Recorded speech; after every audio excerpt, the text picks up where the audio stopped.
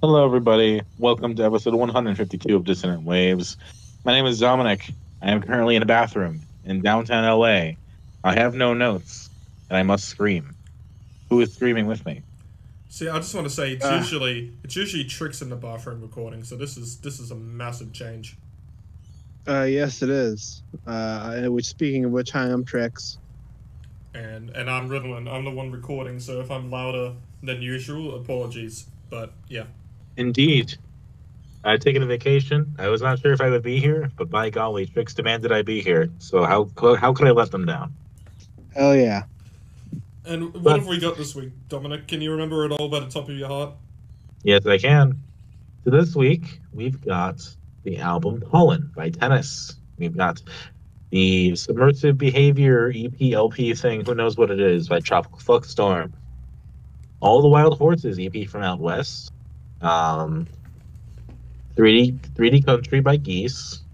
Genesis Owusu Struggler. We Will Look Back at You and Love You Forever, self-titled. A random playlist of Mike Krol stuff that Trix has collated for us. And finally, Yes. by Chumbawamba.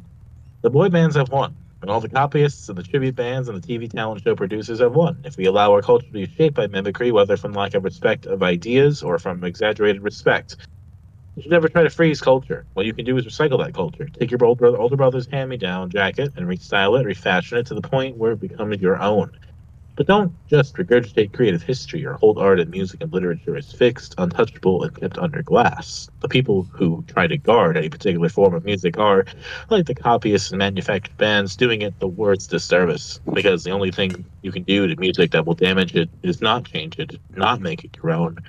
Because then it dies. Then it's over. It's done. The boy bands have won. Fantastic. Yeah. So I've only listened to this stuff roughly twice. Some of it less, some of it a little bit more.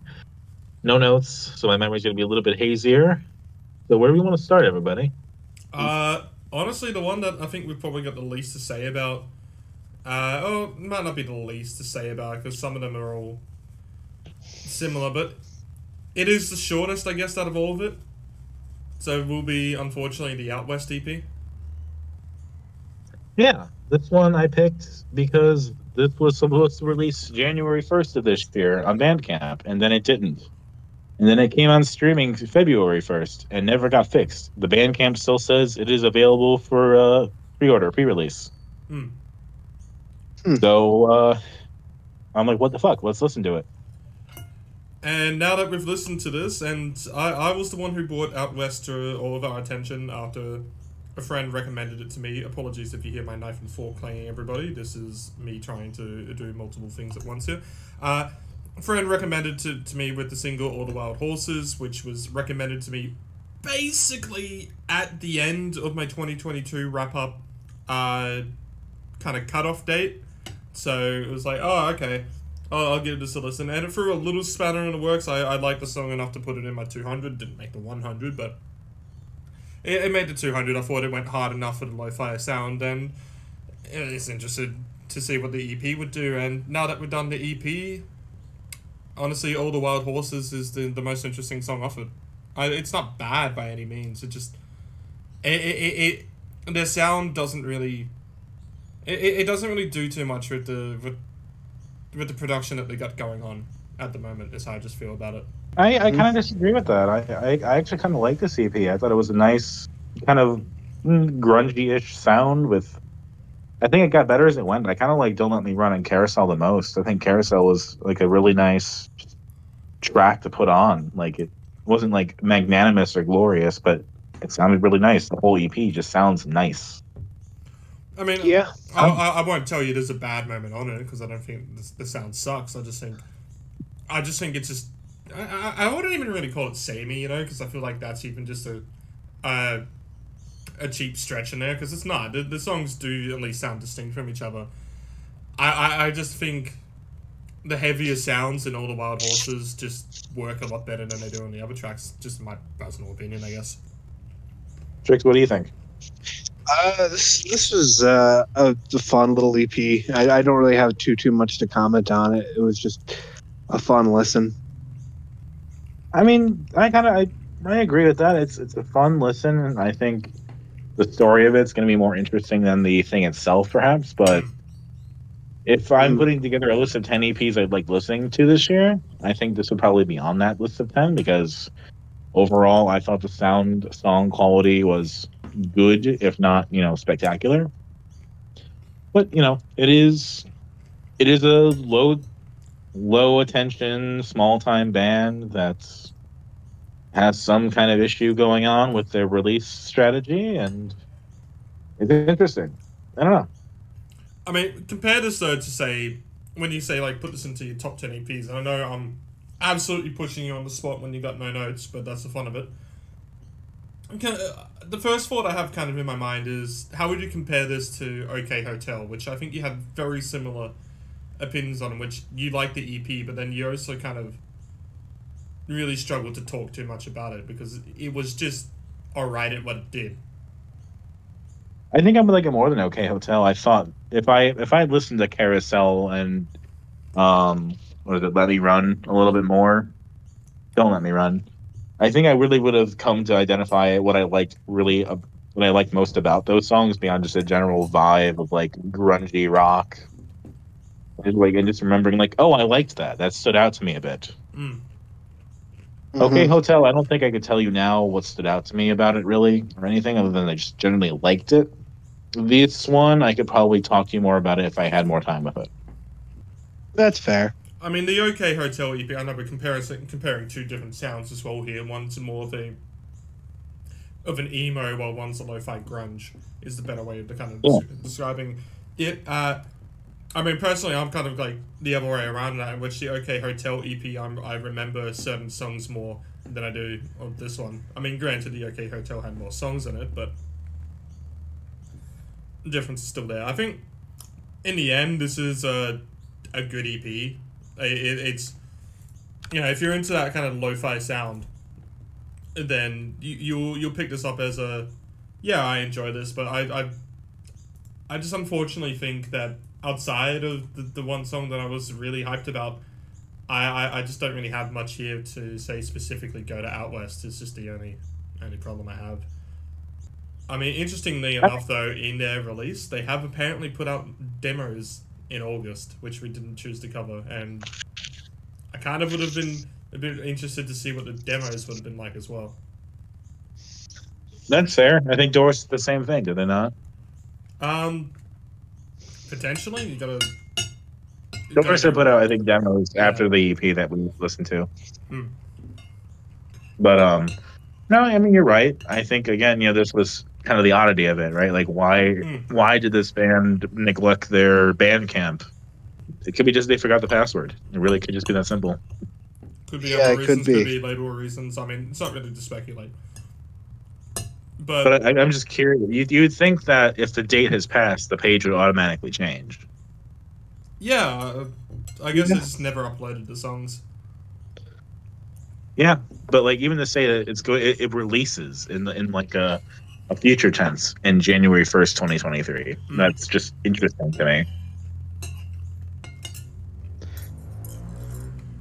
Favorites, All the Wild Horses. Least favorites probably could have. Favorites, Blender. Okay, Blender for Tricks. Yeah. Favorites would be Carousel, Don't Let Me Run. Least favorite could have.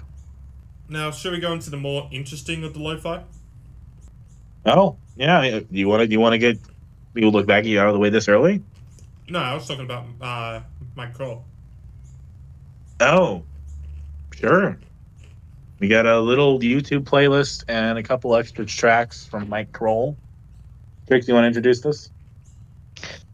Yeah, this is stuff I kind of stumbled on. There's a YouTube channel out there called Mike Krol Archive where most of the stuff is on, and a little extra that I didn't include. But this is just kind of stuff I found on that, and a wrap-up of the stuff that he's released through other means that I've just kind of put together in one big package, along with two old tracks I found that were released exclusively on a podcast. Yeah, so like I think the interesting thing here is you got this EP from the Lark Voorhees. Yes. And that seems to be an old band that Mike Krol was in with some friends. Yes, from a Minneapolis band that I'm blanking on right now. I'm sure we can look it up and figure it out later. Sleeping in the Aviary. Oh, gotcha. Later was But I mean, a lot sooner than we thought it would be. Yeah, that's me still waking up and the not electrons. You know what I mean? Firing. Neurons firing. I mean, this is the equivalent of you doing one of my local picks, is breaking up this EP that's been almost lost to time. Yeah. It's barely on like Discogs or anything. It barely exists, but here we are. Yes. Then there's the song from Steven Universe, the movie. If you're into that sort of thing. Then there's a new track, X Games Mode. Yeah, with yes. Dim Wizard, who I believe Dim Wizard has been doing quite a bit of collaborative songs as of recent. I think there's a Jeff Rosenstock one as well, if I'm correct. Yep. That's actually just it, but like there's also 2 other songs from 2021 which have Ings, Patrick Jennings, and Erica Frias, and the Ride the Vibe song with Jeff Rosenstock as Super Valid. So it's a new artist. I haven't checked too much into Dim. They've been around a while, actually. This is just kind of like a new name for them. They were Spoon Boy previously. I haven't heard of Spoon. Neither have I. Spoon Boy. But at least one of us has. And then the Mike Krol podcast songs are from a podcast called My First Band, which yes, I guess ties back into the whole Lark Voorhees thing. Lark Voorhees is after his first band, actually. Oh wow! His first band was a ska band called the Replacements or something like that. It's in the second one I posted. I forget off the top of my head. Yeah, I don't the think Specialist. I don't think the Replacements were a ska band. Yeah, I don't think it was the Replacement. I started with the Reactants maybe or something. Started with an R. I will look it up. The Spasmatics. That was and the Reactants. And the Reactants. All right. So that's who's credited on the tracks. Mm-hmm. Yeah, this all was interesting. Honestly, in a way, I think the times we've covered Mike Krol since the original episode have been much better. Yeah, no, I fully agree. I think the best stuff is still the Matt Krol EP, even though that's quite short. Yeah. But that's such a good little collaboration. It is. It's better than it sucks to say it's better than the rest of your discography, but it kind of is, just personally. I mean, the first song on this playlist, "The World's Gonna End," it kind of reminded me a little bit at the start of what's the song called? It's like 15 minutes or something. 15 minutes. Thank you. I was exactly correct. Yeah. Which is all about what would you do? There's 15 minutes to the world ends, but then this goes into a different the world's gonna end, so do what you want kind of thing. I think this one just goes a lot harder. But it's not the one that gets into the official album. It's like, come on. Well, this one seemed like a kind of collaboration. Yeah, it was a collaboration with the old media company Super Deluxe. And it gave me kind of a Bill Wurtz vibes, I would say. I see what you mean. Yeah, I can see that. Yeah. If Mike Krol was doing Bill Wurtz shit, that'd be really interesting, I think. But that's, it only happened once. Yeah. And then there's a couple other random archive things you had too. Like he's on a Christmas album at one point for Merge Records, I think. Yes, that's actually just published on like Spotify even. Oh sure, yeah. But there was Beethoven track and this Igloos track. Yeah, the Beethoven track was on at like a charity album that Mark Hoppus was also on. Interesting. It was a Hoppiness album. I mean, it's an interesting kind of cleanup here.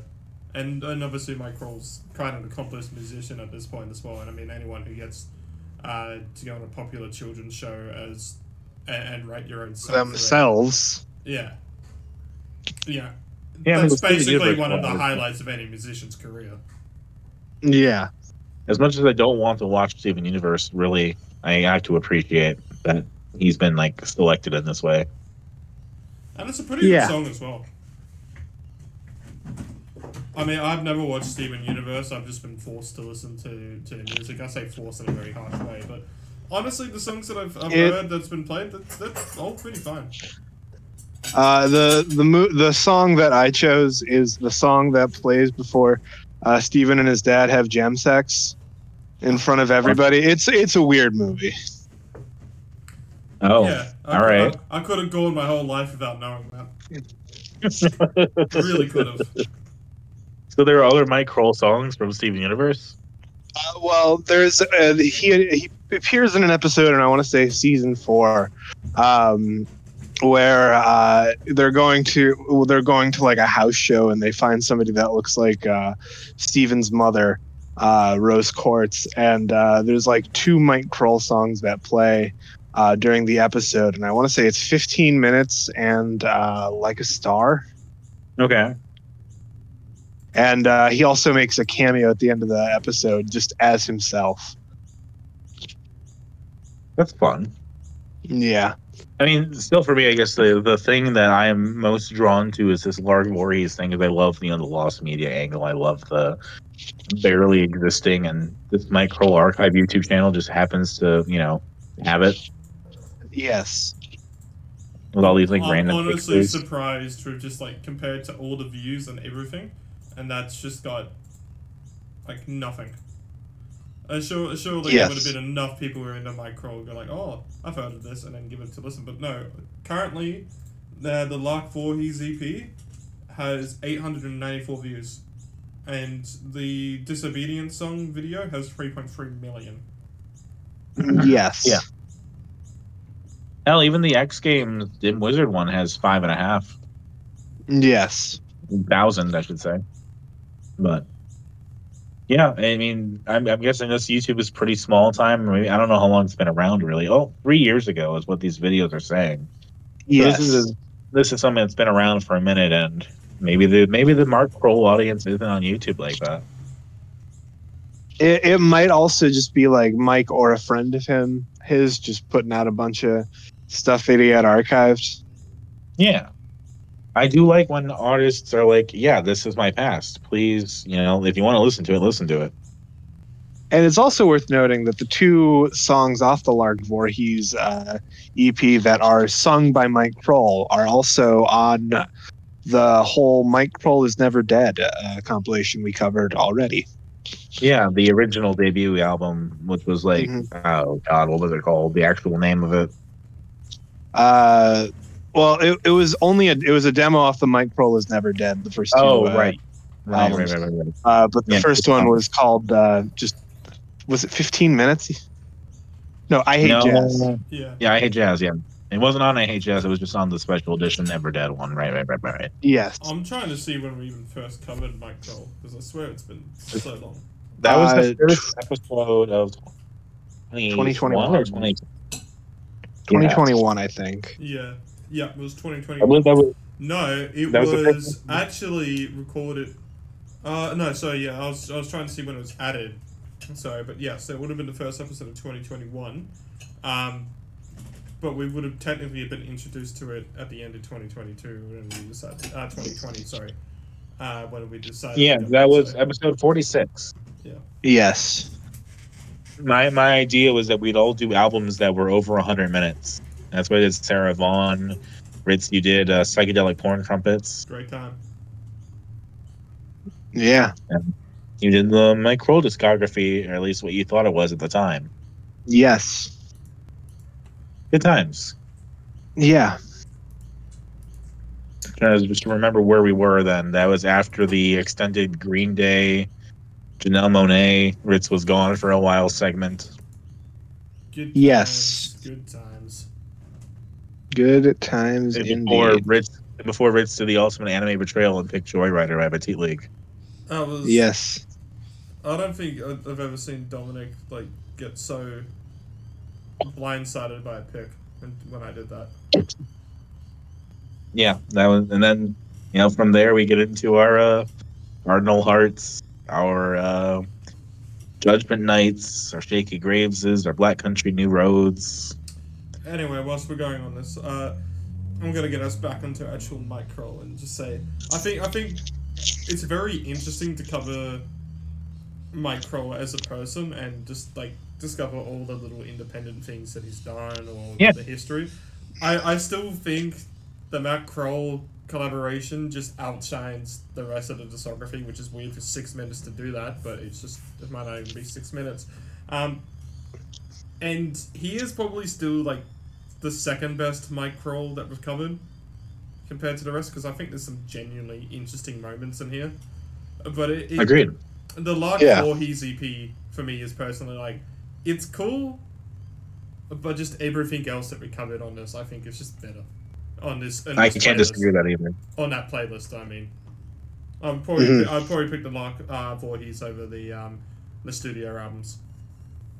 Wow. I'd have to look into it more to really see if I agree with that, but yeah, I mean, I like what I've heard more, and I'm more into Mike Krol this way than through the studio stuff.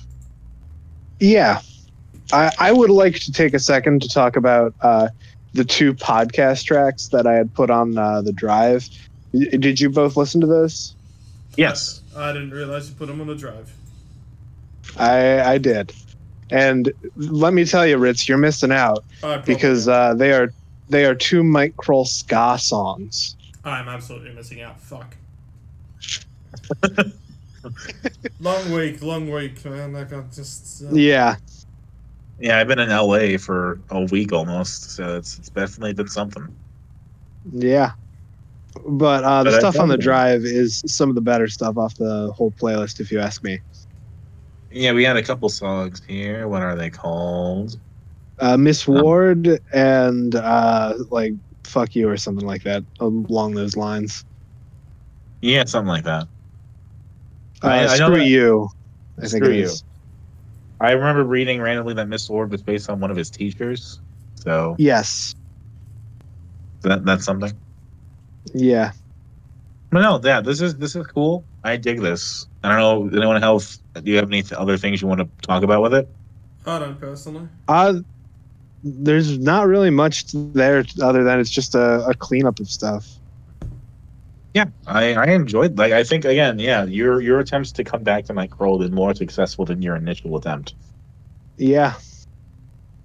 And like, to be fair, I don't know if I would have enjoyed those albums had we not done them all together. But it might not have mattered. There's just something about his B-sides and his collaborations that are more interesting to me than what he thinks is just studio-worthy. Yeah. Favorites, least favorites. Favorites are The World's Gonna End, and I'd actually like Disobedient quite a bit. Least favorites probably Won't Be Alone Tonight. It's not even bad, it's just like the least favorite. That's fair. Favorites for me, Miss Ward is honestly a fucking banger. I quite like The World's Gonna End too. Least favorite is probably Igloos. It's really weird and out there, but it's still kind of like weirdly racist in a way. Yes. Yeah, my favorites. I like the 2 podcast tracks. I like X Games Mode with Rat Boys and Dim Wizard. And I think the Lark Voorhees EP being here is cool. It's not my favorite, but it's cool. My least favorite's probably Igloos and Beethoven. It Won't Be Alone Tonight. No, Won't Be Alone Tonight over Beethoven, but definitely Igloos. Shall we transition now into another EP? Go on to something we've pretty much covered before, but have not covered exactly in this fashion with the Tropical Fuckstorm. Yeah, we're basically adding 2 songs. Yeah, it's been exactly a year since we did the Moonburn stuff originally. Yeah. We're actually adding in 2 songs, but yet somehow that's 21 minutes or 22 nearly. Yes. 1983, A Merman That I Should Turn Into. Jimi Hendrix cover. A Merman I Should Turn to Be, and The Golden Ratio is the added one. Turn to Be. returning is Moonburn, Aspirin, and Anne, and I believe is it Heaven or something that was on the Moonburn EP? Yes, it was Heaven. I believe so. Yes. That is not on this, so kind of a weird re-edition. And then I mean, we could have continued on and done Goody Goody Gumdrops, but at least that's a live album, I'm pretty sure. So yeah. But this is one I picked because I think it came on our radar because it was announced around the time we did the Moonburn EP. And I was like, oh, I am beginning to like Tropical Fuckstorm quite a bit. Let's listen to this one. And then it just never had a chance. And I think, for as much as it repeats, the 1983 track, it's pretty fucking good. It's pretty cool just to listen to. Yeah. Yeah, as someone who just it's long a journey. songs. It's a bit of a journey to go through, but it's not a journey in like, oh, you're listening to all these different ideas. It does just kind of flow through its 18 minutes. Yeah, it just goes, and they do a good job at. Like I'm not going to tell you that it's wholly theirs or anything, but I didn't know Jimi Hendrix made this song. If you had not told me it was a Jimi Hendrix cover, I would have believed it was an original. I mean, I was never a big Jimi Hendrix fan, so I could have believed it too. But I mean, honestly, that's kind of where they are. I mean, this year, from what I've seen from the output of Tropical Fuckstorm, it's more been... Oh, we've had a bit more Gareth Lydiard kind of returning like some old stuff. There's a live album that came out this year as well, which was featuring a bunch of old recordings.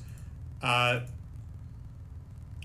think the drones like kind of wrapped up or something officially even by this year. Maybe it was last year. Well, I believe the Golden Ratio might be a Middle Age in the Middle East, in the Middle Ages cover as well. Middle Ages wouldn't be Middle East. Middle Age in the Middle East, the Middle Ages. I didn't know that was a band. Shows how uncultured I am. I mean, it feels very Tropical Fuckstorm there of a cover. Yes, I would still say it, but it is just really. It's just kind of chill, surprisingly, to listen to. Even though Tropical Fuckstorm aren't usually a band I would describe as chill. I mean, the Anne cover is still fantastic. I think, that's... Oh, God. I remember listening to that last year, and that was a huge favorite of mine. And it does have that chill feeling to it until the end where, I think it's Fiona, and it's kind of a breakdown on track. I mean, it's called an EP as well, but this may as well just be an album. Yeah. A cover album. Even so, but it's kind of just an interesting thing to be in Tropical Fuckstorm's discography. To just have like an EP and then another EP which is mostly that EP, but then somehow not mostly that EP. And it's all just covers anyway, but it is just, in the end, I haven't really changed too much of my opinions from last year on all these other songs. It is basically just talking about 1983. Yeah, and I think that's a good addition. Like it's kind of a weird thing to talk about because we have talked about it, but we haven't. And Tropical Fuckstorm's kind of in a weird place. I know that Fiona has been sick this year, which sucks. Hope she gets better. And like until the last year, they really wouldn't putting out EPs. Like, they had their albums. And they had singles, but then they did the Satanic Slumber Party with King Gizzard. Which was the Dripping Top sessions, I believe, in which they kind of remixed into their own. Yeah, and since then, that's really been their output as far as Tropical Fuckstorm and the band goes, not the Gareth Lydiard sessions and series. Yeah. Yeah.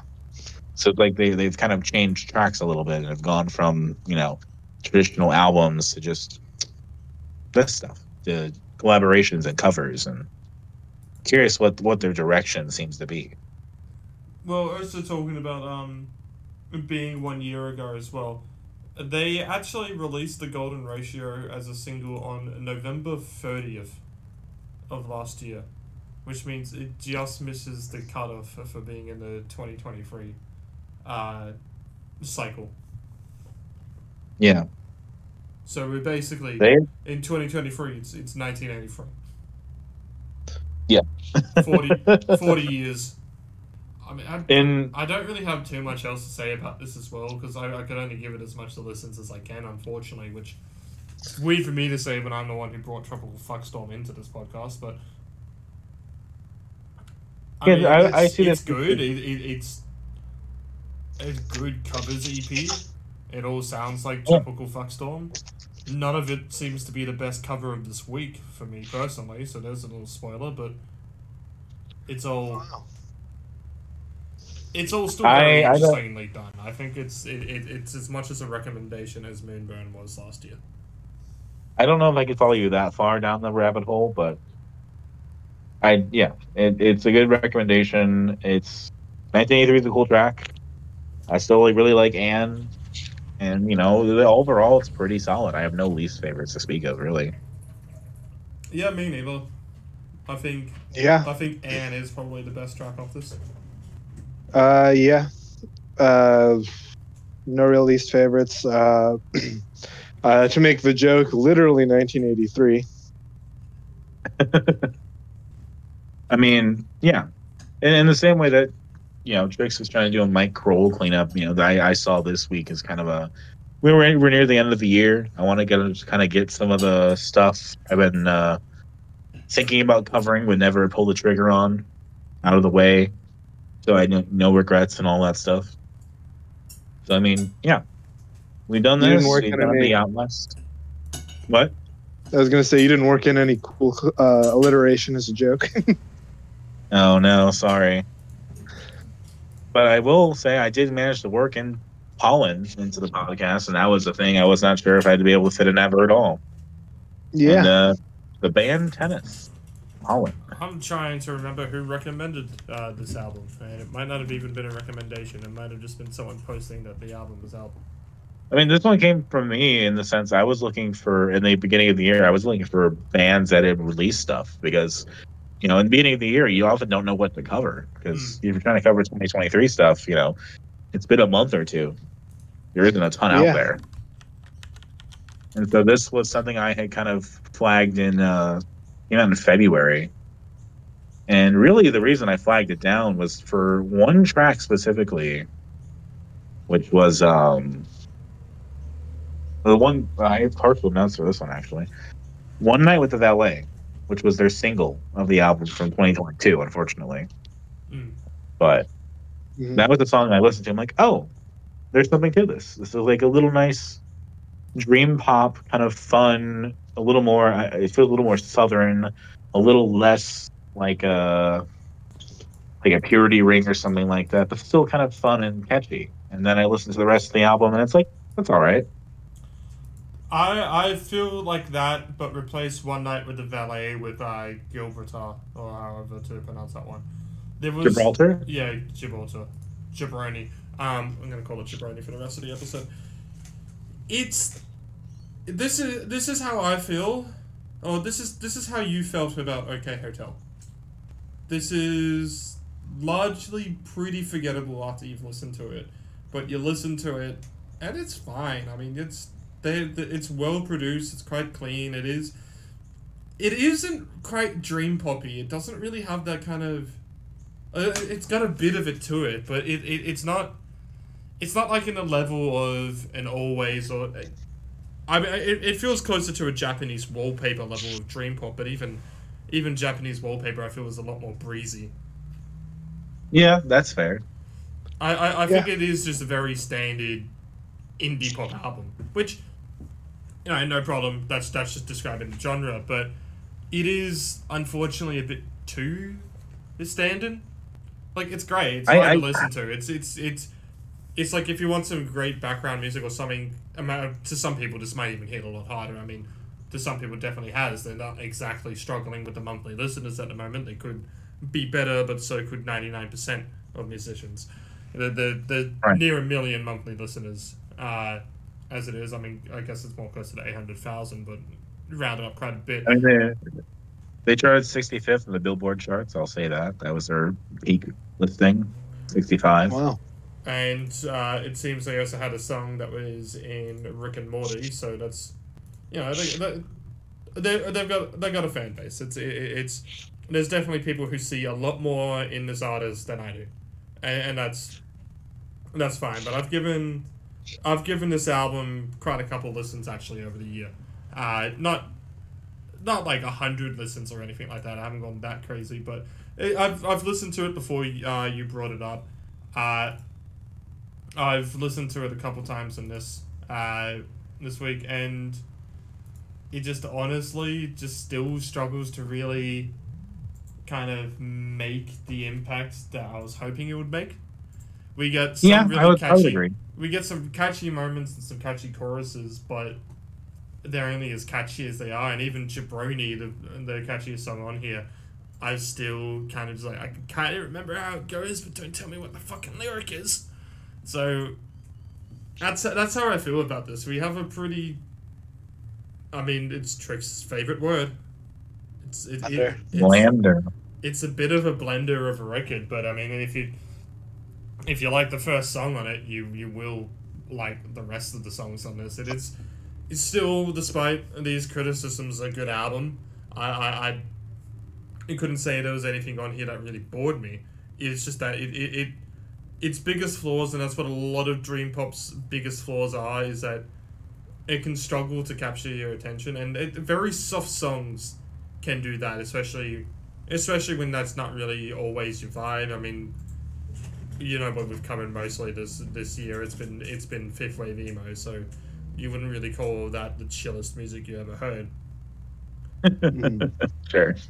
But I've still listened to quite a lot of... I've listened to some other Dream Pop songs throughout this year as well, which are like front-running in my top 100 at the moment. One of them, I wouldn't say is probably my song of the year, but I would seriously consider being in my top 10. So it is possible to get these types of songs that do still grab your attention, and when they do, they're fantastic. That's how I felt about Japanese Wallpaper as well, and I felt his debut EP was basically 5 songs that were all that, which not everyone agrees with. It's obviously you two weren't so happy about it. As Trix sneezes completely. Sorry about that. Nah, you're good. You good? But that's just how I feel about this album. I want to love it more than I actually do after I've listened to it. Yeah. I mean, yeah, that's fair. Trick, maybe you disagree with me, but I wouldn't put this at the height of these other bands, but this is like in roughly kind of the same ball field as like a Tristan or Shannon and the Clams. Ooh, No, I'm disagreeing with that as well. I think even Shannon and the Clams, I think has a bit of a different sound going on to them. Tristan, I think, is personally out of all three of these the ones that I've had a lot to remember by, and I think she can still do some of those chiller vibes a lot more catchy and a lot more memorable than the other two bands did. I had actually gone back to Tristan this week just to re-listen to Aquatic Flowers because I love that album, and I would not put this anywhere close to a Tristan. What did you think of the album? It was all right. Like, there was nothing super memorable. I could see this working its way into my rotation for like a walking album or something, maybe. But you overall, called something a cleaning album recently, didn't you? I what? You called something like a cleaning album, I think, recently. Yeah, I referred to Your Fun as a good cleaning album. And this is your walking album. I like this classification system. Well, I listen to music while I do things, so. I mean, that makes sense. Absolutely. I cannot wait for the swimming album.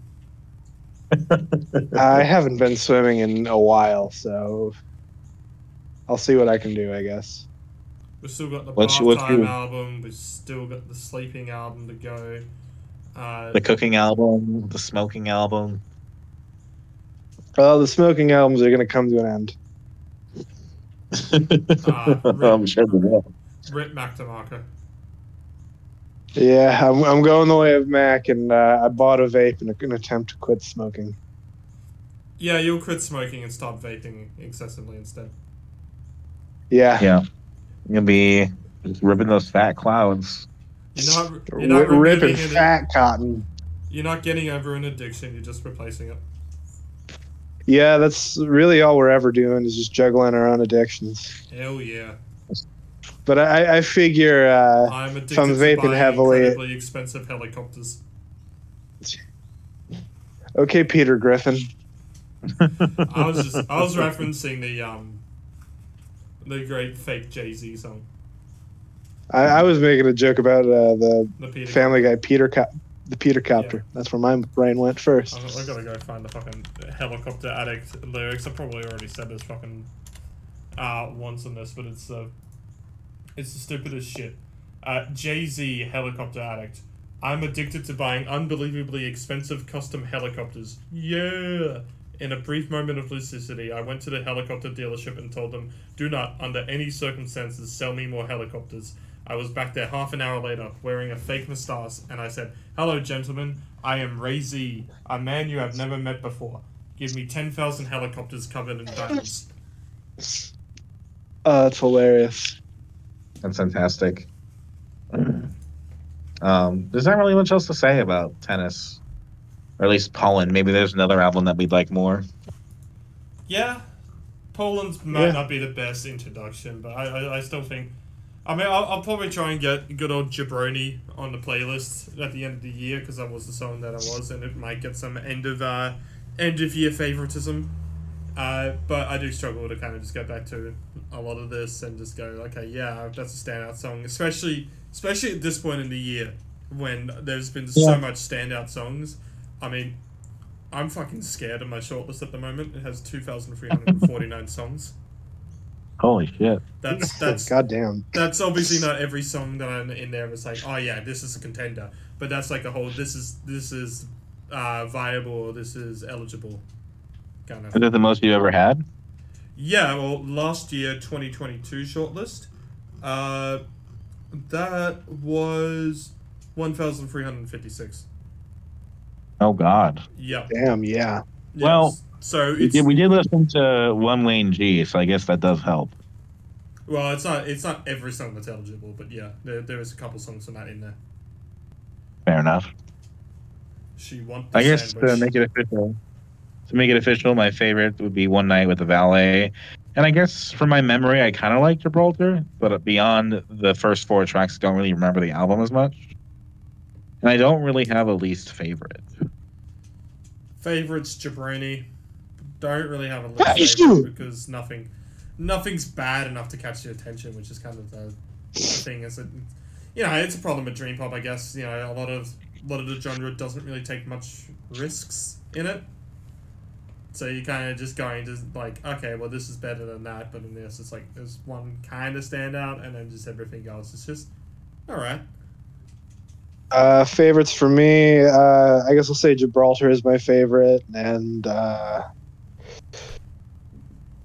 One Night with the Valet was my least favorite, I guess. Interesting. All right. Any reason why? It's the one I can remember the least looking at the track listing. Got it.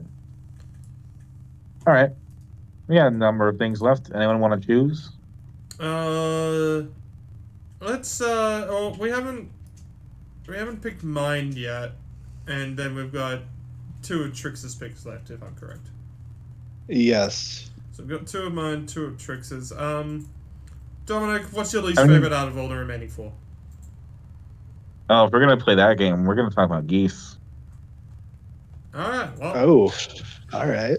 I guess they're more fighting words. So, Geese... I'll start off on this. Geese 3D Country. This is the 2023 album from art rock / blues rock / somewhat of a country sound in this, but I wouldn't even really call it a country album.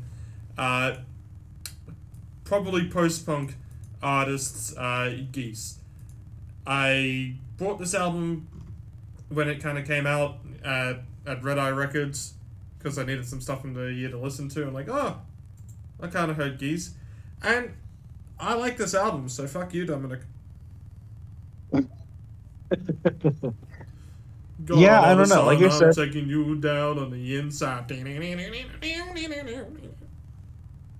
like I said, I've not fully listened like I usually would like to, so my impressions are not as focused as they normally would be. But I don't know, like to this album, I felt like the kind of the modern trends of like post rock and like countries doing have kind of just like bended back on themselves and become almost like a parody of what they're supposed to be.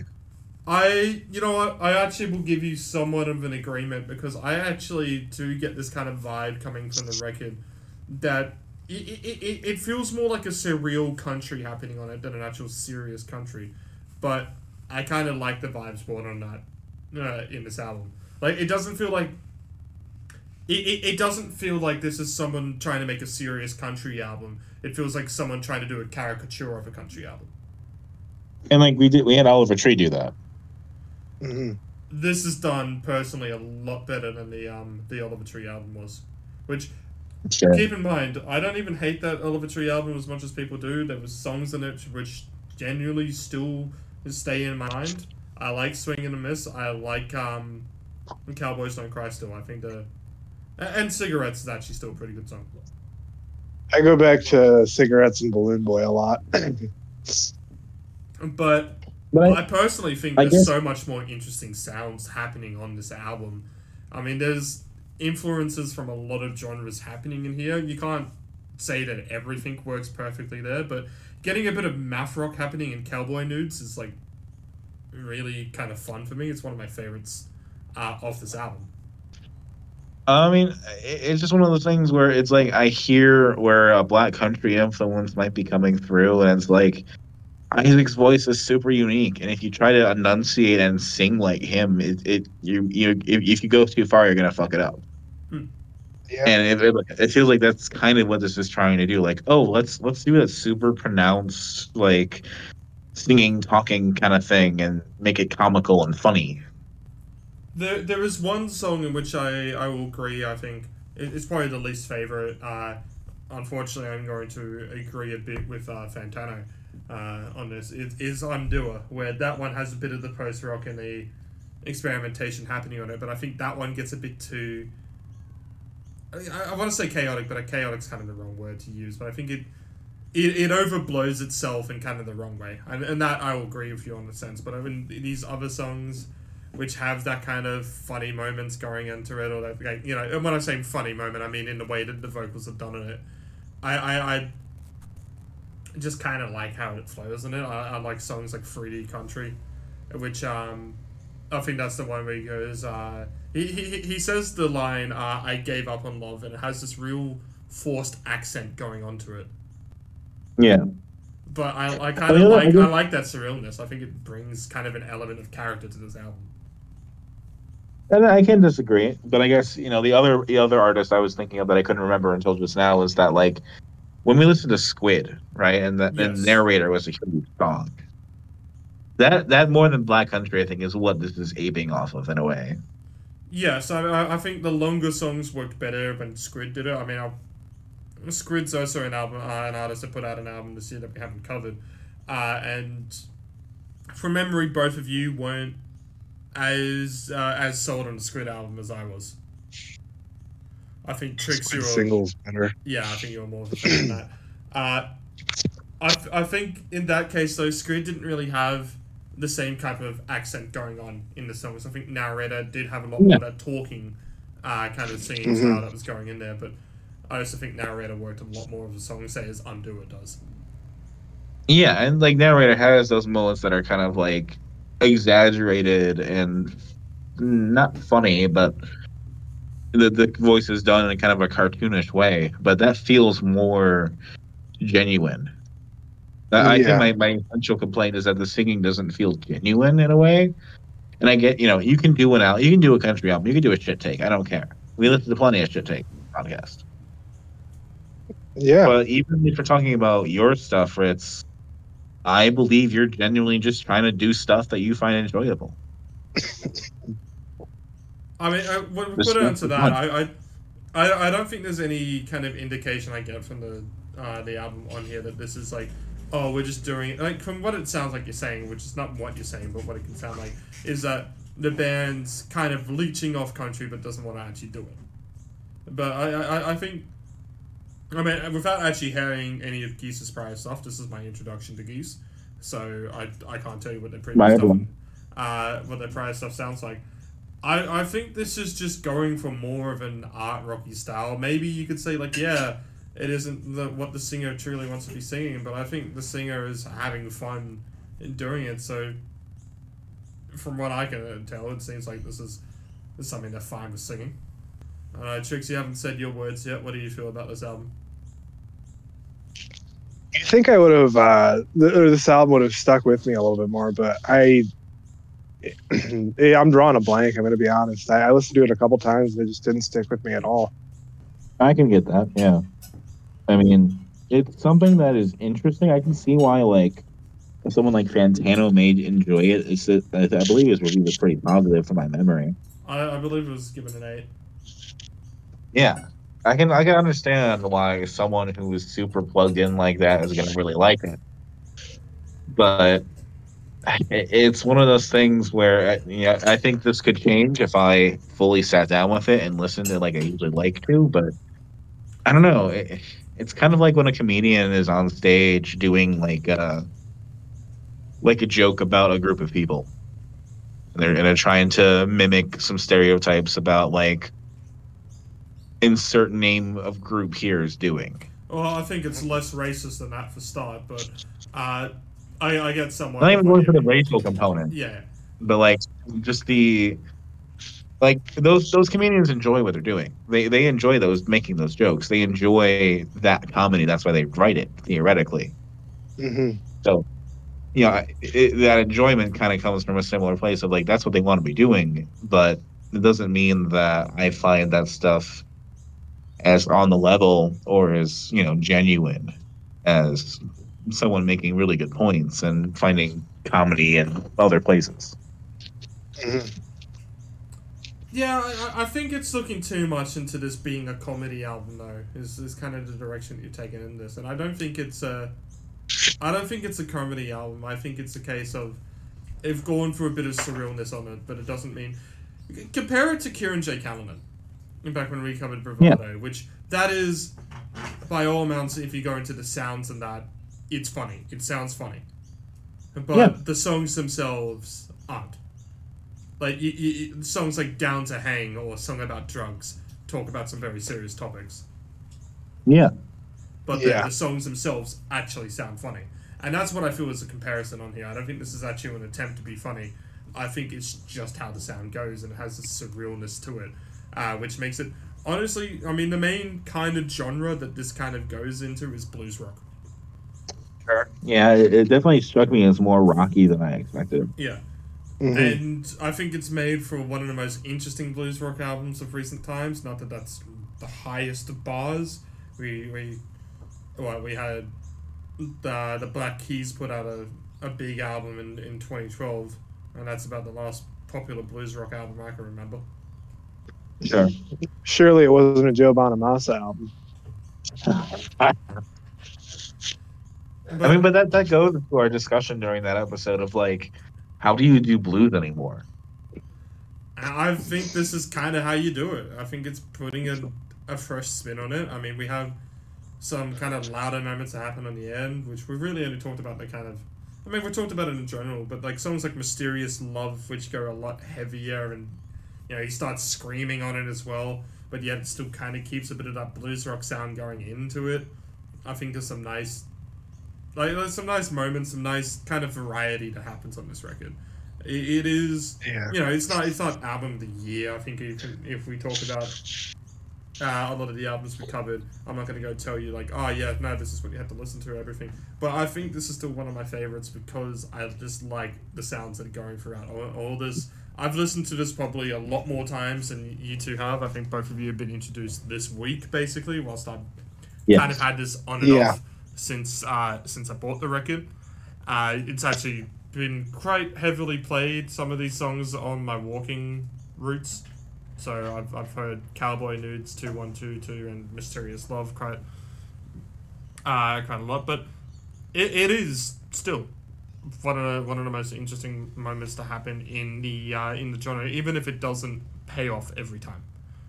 I think there's a bit too much focused on the vocals for your take, Dominic, but that is your take, obviously.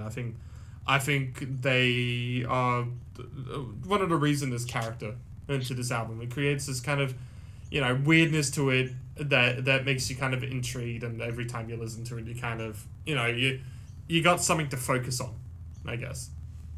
Is a good way of explaining it. I like it. And there's more I could probably say down the line, and I it's the thing of, yes, there's character to it. Yes, it can be interesting when there's character to it, but even the people you don't like have character. I'm not going to say, oh, I hate this album, I don't like this album. It's just that, like, that is there true. are those times when the people you don't like have a certain way or a certain thing about them. It's like, oh, that's interesting. I kind of like that, but the person themselves, I don't know. And I'm also not going to say, like, oh, the instrumentation, like, the instrumentation was totally fine. I liked the instrumentation well enough. Yeah.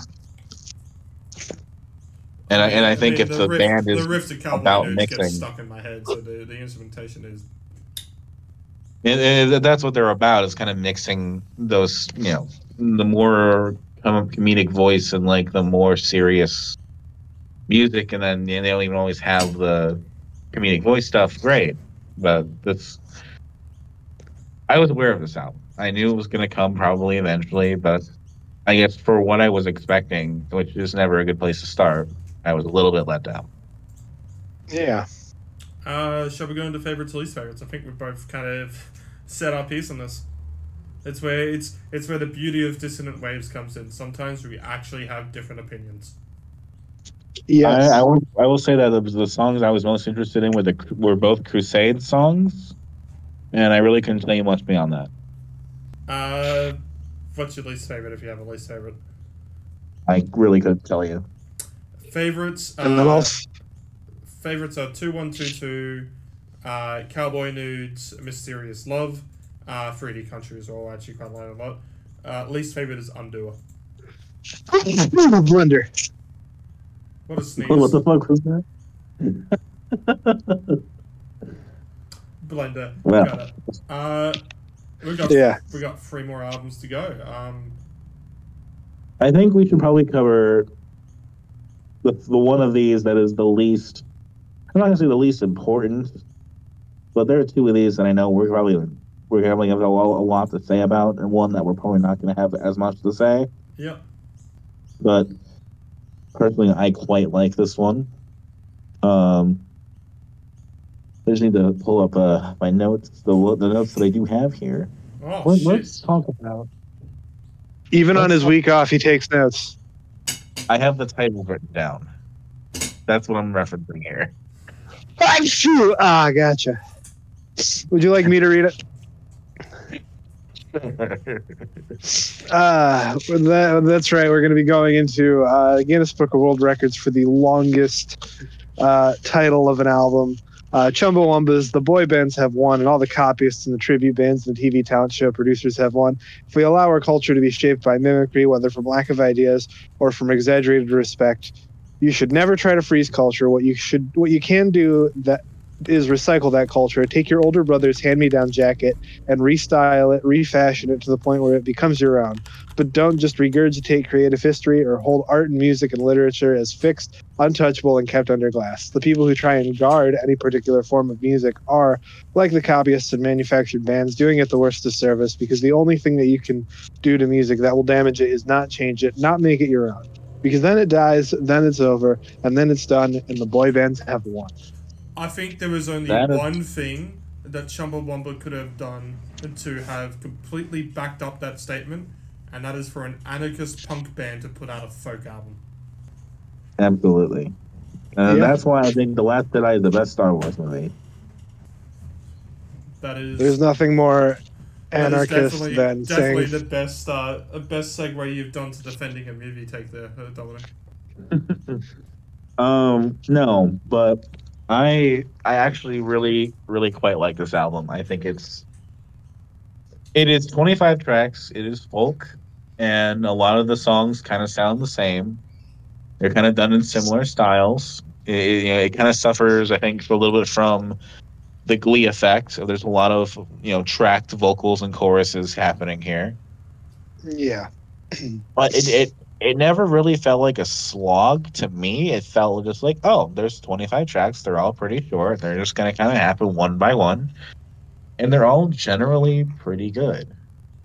And I just like this idea that the band that did Tub Thumping is doing this 10 years later as just like a fucking anarchist folk album.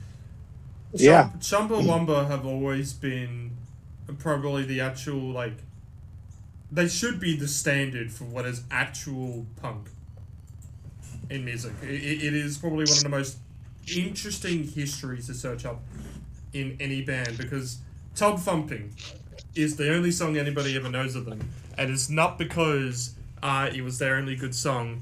It was because they were very anti-industry. They basically just decided at one point that they were going to play the industry game, learn the read a book on how to write a pop song, completely do it, and push it out, and it became a hit. They are, by what a lot of people might consider to be astonishing to hear, they are probably some of the smartest musicians out there. They know exactly what they're doing. They are some of the actual, just straight up, like, they have some of the most uncommercial music ideas they've ever put out. One of the most infamous album arts that they ever put out was literally just the crowning of a baby being born. Or it was like a bit past that. It was like, it was very, very not commercial to put out, especially in the 90s.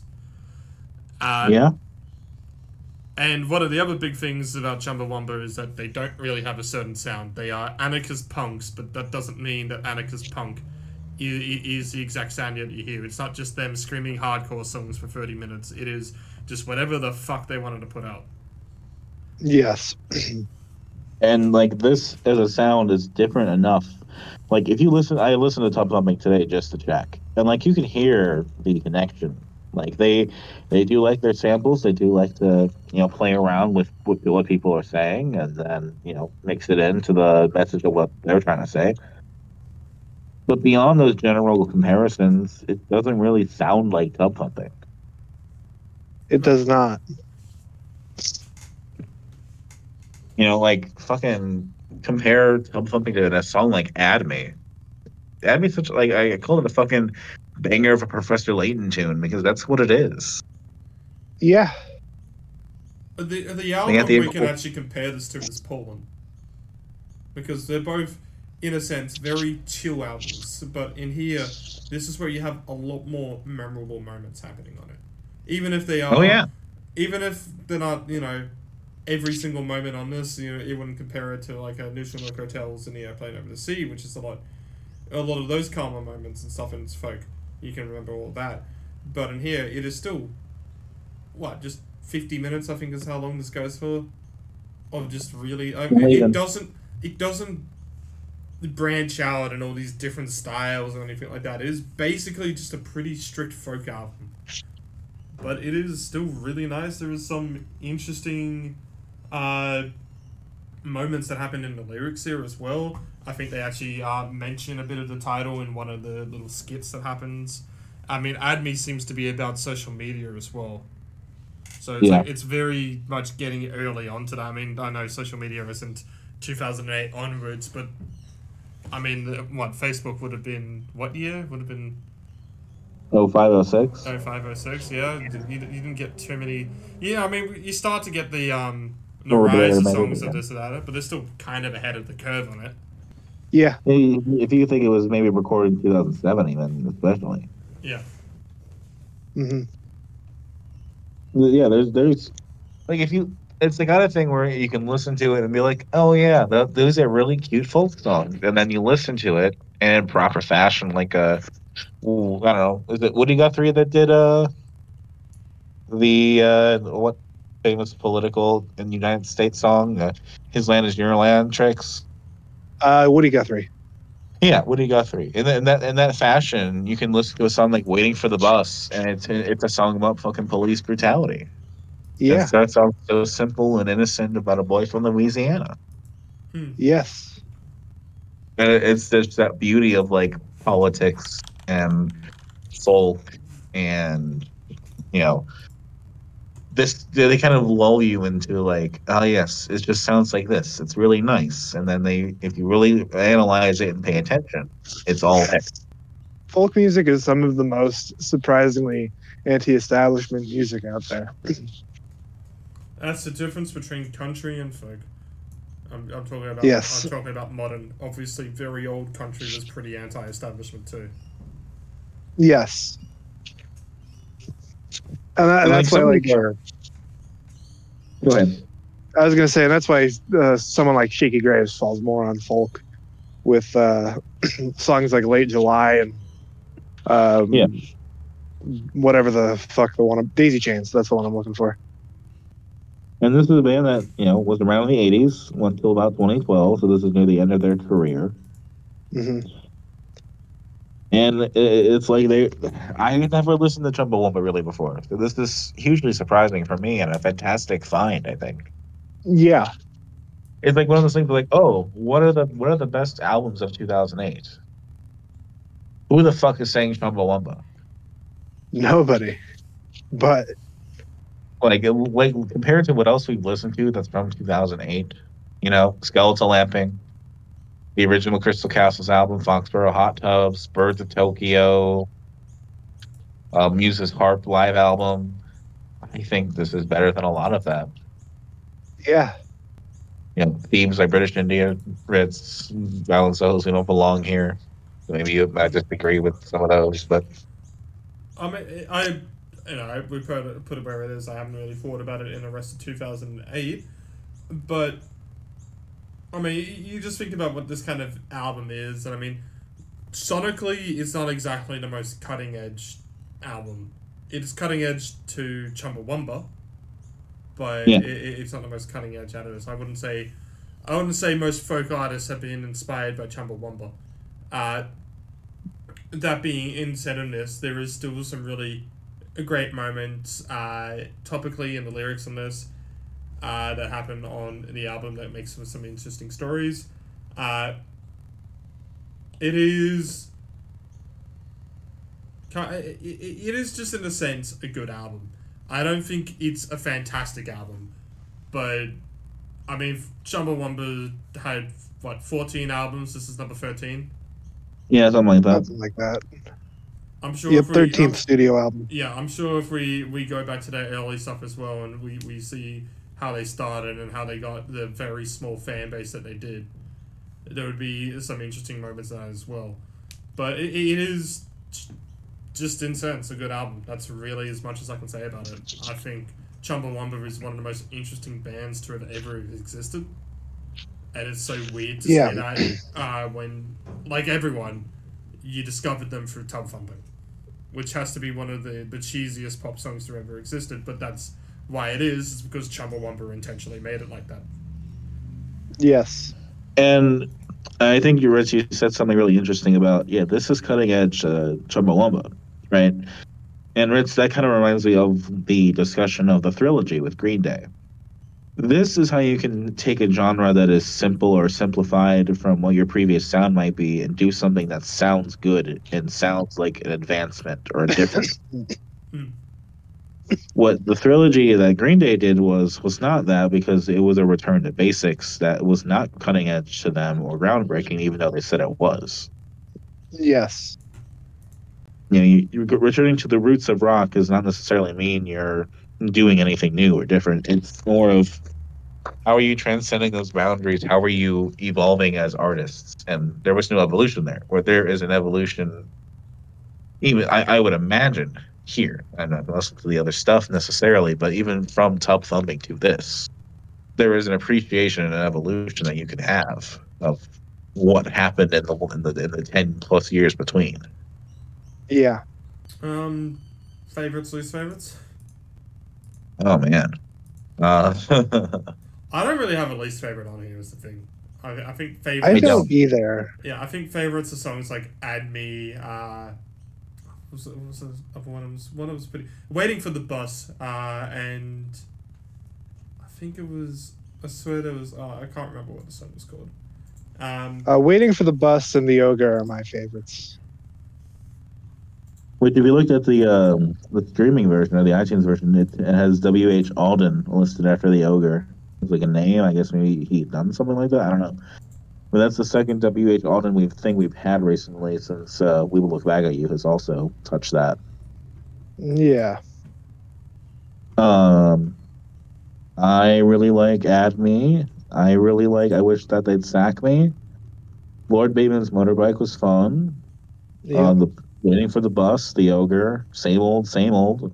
I a lot to like. I think there's just a lot to like, and I think maybe there's no least favorites for me. I think if I had to criticize anything overall, I think is that the production, ironically, perhaps maybe that's intentional. It sounds like it came from the late 2000s when stuff like Glee and all that was nascent, and like they were in a way appropriating an element or two of those manufactured boy band talent show acts. Mm-hmm. I don't know. Which is the next of the two then? We've got 2 albums to go. Yes. I'm pretty sure we ended the episode with a couple Apologies if you've of heard any recorded. squeaking just coming across to my microphone. Picks up absolutely everything.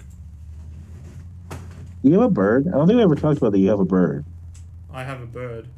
No. No? That would either be outside or the squeaking sounds that are just happening around. Oh. Well, there's been a bird enough in the background of your recording that I always thought you had a bird, but it could just be outside. Yeah, no, it would be outside. Fucking bird. Interesting.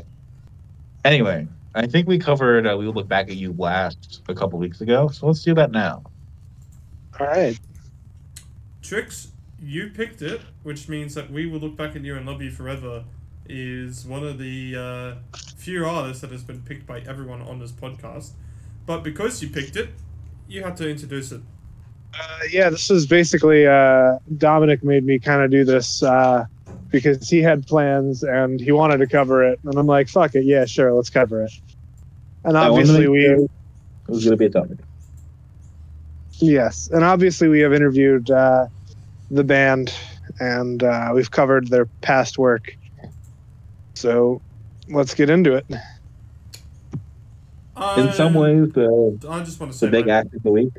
Yeah, I want to just say my take and go on to this. So obviously, I discovered We Will Look Back at You and Love You Forever a bit after discovering Bigger Boot. I gave the first album a listen. I gave like one of the songs a listen. Discovered it was one of the most shitposty things I've ever heard in my life, and decided to give the album a review on the podcast because sometimes I just like torturing you two with sounds. Turns out we're so far down the rabbit hole that we've started to like this sound.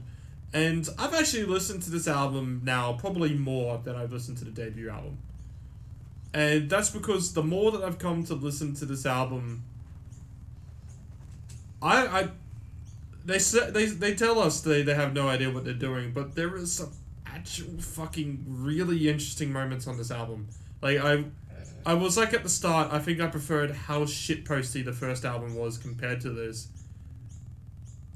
But I kind of now appreciate this a lot more than their debut. Yeah. And like this is more expansive. There's more here. And it has no fucking right to do this. But I will defend Adore as being the best cover of this week because it is somehow incredibly recognizable that it is based off the original Adore from Amy Shark. It is the exact same structure. And yet it is so just coded in their own sound, it sounds like a completely different song. But I will agree with that. I listened to both back to back. Yeah, but it is still somehow Adore. It isn't just compressed. I thought there was 2 things they could do to this song. They could either do the most straight up cover of it that it wouldn't even be a We Will Look Back at You and Love You Forever song, or it'd be so compressed that it wouldn't even be an Amy Shark song, but it is somehow just genuinely a really good cover. And I'm actually shocked by that, to be honest. I mean, I was expecting the simplistic pared down acoustic guitar cover. Like, hey, after all this craziness and fun, let's settle back down and do the Dan Macy thing of ending it on like a cute little track or a sad little track in cases. But yeah, you're right in that if you listen to both, like I did back to back, it's different, but you feel it's the same. And The feeling is surprisingly, there. as well, this album, whilst it definitely has still that emo influence on it, it feels a lot more influenced by the current trap trend. Yeah, We get a lot of like lo-fi hip hop moments that happen on this album. there's some Schultz rapping, I think. And then there was I'm pretty sure that's Schultz. I personally asked Jude, does Reddit Nation attack this piece of shit use interpolate the Viridian Forest theme because it sounded so fucking similar. But no, I just heard things because apparently I'm getting that much a level of nostalgia from this. I don't even know. I mean, I think they were, but they would have probably have been like at most 4 years old when The Sky Had a Ouija came out. But yet here it is on his album. What the fuck? Why do I like this? Why do I like this? I'm so far down the rabbit hole. I don't like this. The funny thing is that one sec. I just watched the Bluey episode where the budgie died. I had just seen that scene, and not 8 hours later, was I on a plane listening to the same audio again, and that was some fucking trippy shit. I think that's funny. You're watching Bluey just before listening to this album. I think just kind of funny in its own way. But yeah, there's still quite a lot of that cartoon sampling that happens on this. Obviously, Bluey Gaze has quite a lot of Bluey. There's quite a bit of Adventure Time that happens on this as well. I think is a big one. They go true into the trap scene by sampling BoJack Horseman. Yeah, I gotta ask Domino, why were you watching Bluey? No, that doesn't need to be answered. Why wouldn't you watch Bluey? My roommate had it on. Ah, gotcha. But I do like it. I have come to really appreciate the way Bluey approaches topics and the richness of its dialogue. Plus, it's like the best thing for Australian music because like the actual, or like pretty popular people in the Australian music scene or related are the voice actors. Like the dad is Dave McCormick from Custard. Myth Warhurst is the only thing I know about Bluey is that I think the dad is an archaeologist and the mom works at an airport, or vice versa. I don't know. It's kind of hard to tell with what I've seen, but I mean, the Budgie episode that they're talking about here is literally just teaching Bluey and Bingo about death and about how sometimes people go into your life and you spend time with them and then they go. And that's really interesting stuff to talk about and interesting stuff to kind of have here. It kind of continues on the thing I was talking about with them in the interview was like their constant melancholy, their constant sense of dread that they like to carry forward. There's always that basis in their albums, even when they are going into their screamo, they are going into their extended Adventure Time samples. And like they have a sequel to I Found a Body at Penn Island, and it's like we sound solved the that. mystery. Yeah, and that is their sound in a nutshell. And I mean, probably the weirdest thing to have on this, but we kind of know from the interview, I guess, is kind of the redo of I Am Who I Am, Simon. I can't give you more than that. And I like that they've gone and end on the song that they actually wanted. They talked about how they kind of weren't happy with the one that they pushed out on the debut. They wanted the one that they kind of actually properly had written, and that's what we got on here. And it's a lot cleaner and stuff. But I can't. It's the one moment in which I still go, I prefer how it was on Yabby Time, because that song was just such an odyssey of shitpost. It was like you hear a lot of people on YouTube or stuff like that make these shitpost songs, but they can only keep the joke up for so long. That was genuinely just an absolute large explosion of shitposts for so long. It was fucking incredible. And it had some of the most unique shitposting in the song as well. I mean, there's some funny shitposting in here as well, where there's, I can't remember what song it is, it might be Gug, where it starts off with them going, your earphones are broken, and it all comes through your left ear. Yeah, and then it's like, just say you fixed it. Just say you fixed it. Yeah, and then after that, it fixes it. And that's such a... It's such a cheap joke, but it's exactly what you expect in this. Yeah, and like, actually, that you bring that up, that actually is the bridging between one track and another. Yeah. That's not one track. That's technically two. Yes. Yeah, between, I believe it's between Nexpo, YouTube Poop, and Gug. Yes.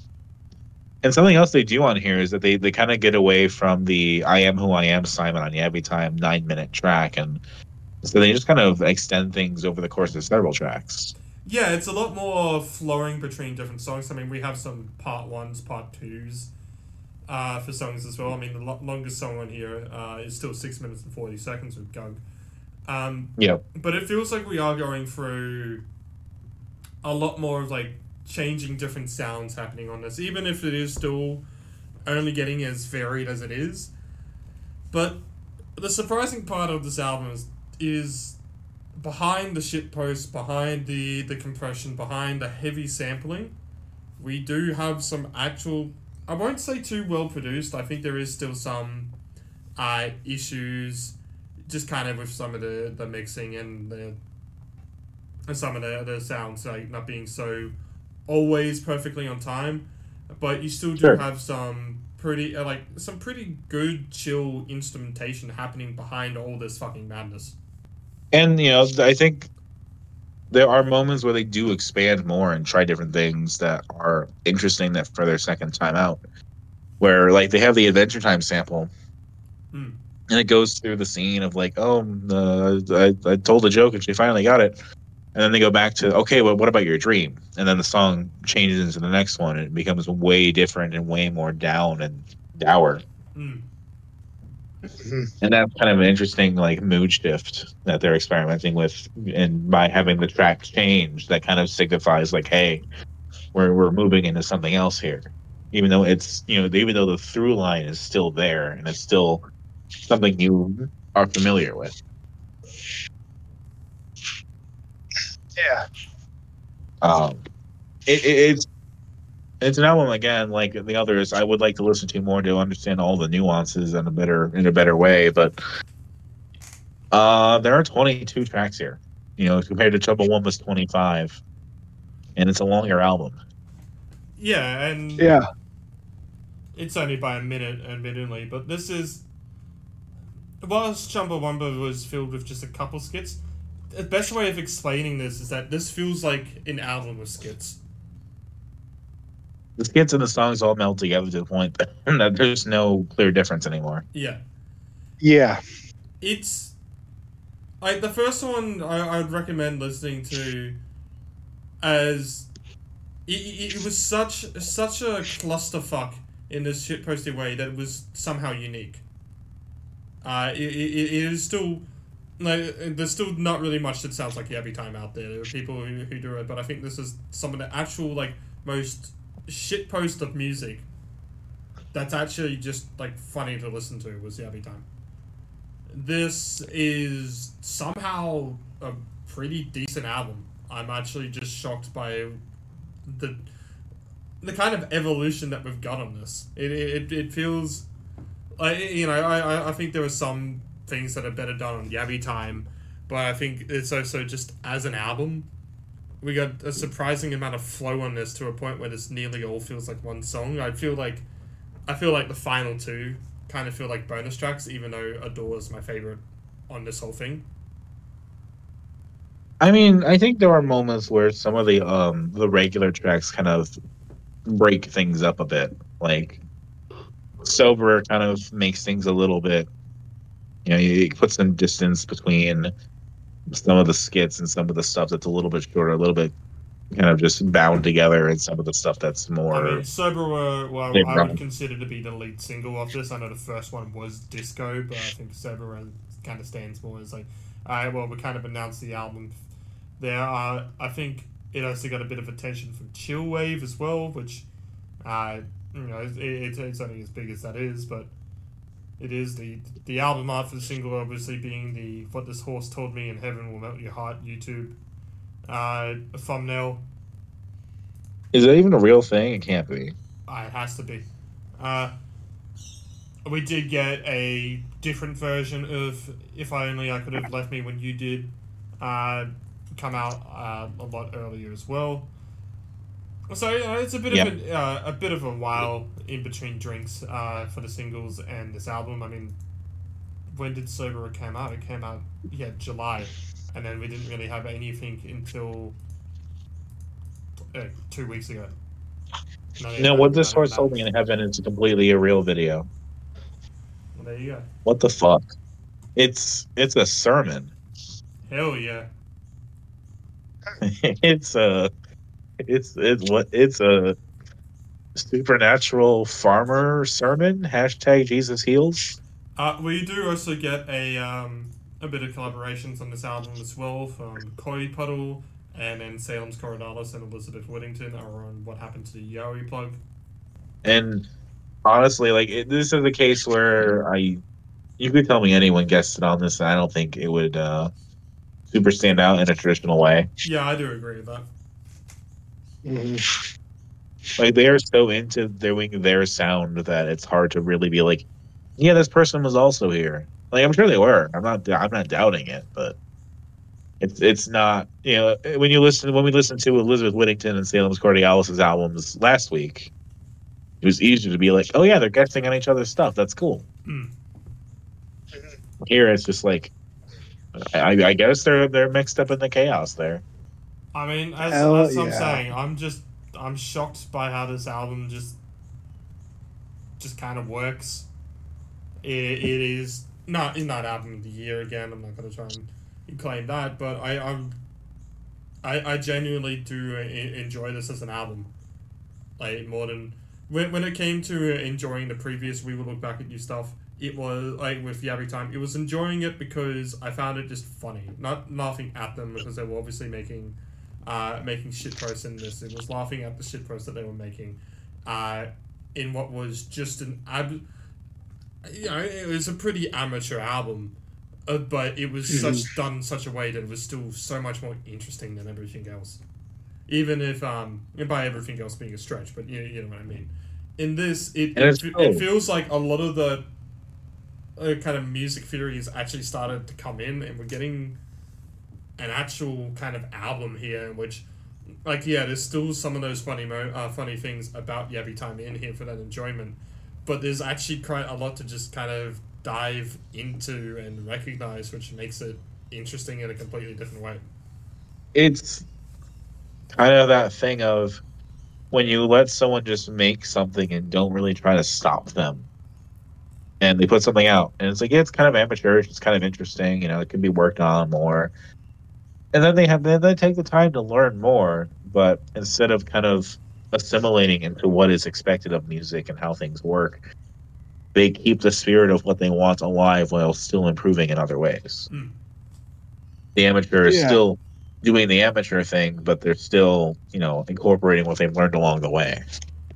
A kind of a vibe I did get from this as well, and it goes into that, is actually Daniel Johnston. And there's a song, Walking the Cow, which I do like that as a song, full stop. But the highlight is the final note on that song, which just sounds like this kind of it's just really heavenly experience that happens. And I got that on Nexpo YouTube poop, where they just had this one moment where they just hit one note, and I was like, okay, that note just actually sounded really fucking good. And it's kind of, I would consider this somewhat to be outside of music. Yeah. It's part of a scene. Yeah. It is outside of music. And in that sense, the beauty of outside of music is that when you do experiment, you can find these sounds and you can find these different things that work and stuff like that. And that's what I feel just happens. It happens in a similar way. It's a good album. I'm just shocked that it's a good album. I don't even know how to classify it in terms of everything else we've really listened to this year. Like, where would it fall in my favorites, right? Yeah. It's you don't want to grade it on a curve too much, but you also don't want to like overhype it. No. It's like if you ask me what I find better, I won't even say Homer's Work because that's unfair. If I say Wednesday, Ritz or God or self-titled, it's still Wednesday. Yeah. But there were definitely albums that I've listened to this year in which I go, okay, well, it's enjoyment mixed with like the actual production and stuff and all that. And there would be albums this definitely beats by far. I mean, Yabby Time would have beaten a lot of albums in 2022. Fucking And Thou Should Not Be Named, Motionless. It's, yeah, we'll see. We've got to start the rankings pretty soon anyway. Yeah, I mean, it's better than Pollen, right? Yeah. Pollen's cleanly produced. Pollen's an album that's done by a duo, a husband and wife, just like We Will Look Back at You. And no, I mean, not saying that Charles and June are married, but I mean, I said last year when we covered it that Yabby Time was more interesting than Midnight's, and I still stand by that. All right. In some ways, it is absolutely. Yeah. I have not really touched Midnight since then. I have definitely touched Yabby Time since then. Yep. Same. So who was right? We all were. Exactly. Yeah. Favorites? I don't even remember what I thought. God. I think Gug is an easy highlight. I also like Bluey Gaze into cute smile emoji, and we're gonna call it, I guess. That is Catface. I can tell you that safely, having sent that exact emoji to somebody for the first year of our relationship. A Catface emoji. I think Adore is fun. And I am who I am. I am who I am, Simon. I can't give you more than that. Is another fun one. Least favorite. I don't even know. I don't even know how to qualify that. Another one I really like is We Will Solve the Mystery of Penn Island. We solved it. That's another good one. So I don't know. Favorites. We haven't really talked about disco much, but it's such a harsh introduction to this album. But there's no other way they could have introduced it. But it's still not one of the favorites because Bluey Gaze is definitely up there. Nexpo, YouTube Poop, and Gug are both great. The other singles, Soberer, kind of really works a lot better in the context of this album than it does as a single. Granted, I don't think there's really much that you could have as a single, to be fair, outside of probably. Yeah, Disco was one. And We Solved the Mystery at Penn Island are up there. Best song out of all this is still the cover of Adore. I've gone into why I think that's so impressive, but we'll get people who can't stand a little bit of ear rape complaining about these songs. Least favorite, I know it's the one that I want, but I'm going from a personal taste. I think it's just outshined by its original version. I guess it technically is the original, but it's outshined by the Yabby Time version by so much to me that I Am Who I Am, Simon's kind of my least favorite. Mostly because it also kind of feels like a bonus track to all this, and it's like maybe better in a compilation, I guess. That's fair. Favorites for me, Disco and Sober, and I don't really have a least favorite. The last thing I want to say on this is I really fucking want to know what they did to Adore live. I will personally go down to Melbourne next time they do a show. Probably not, but yeah. Hell yeah. If it's not just like this, that'd be amazing. I'll get them to sing it, and I will see. Yeah. The Been Waves concert series coming to you eventually. Hosted in some mum's basement. Last album now. Genesis Owusu, Struggler.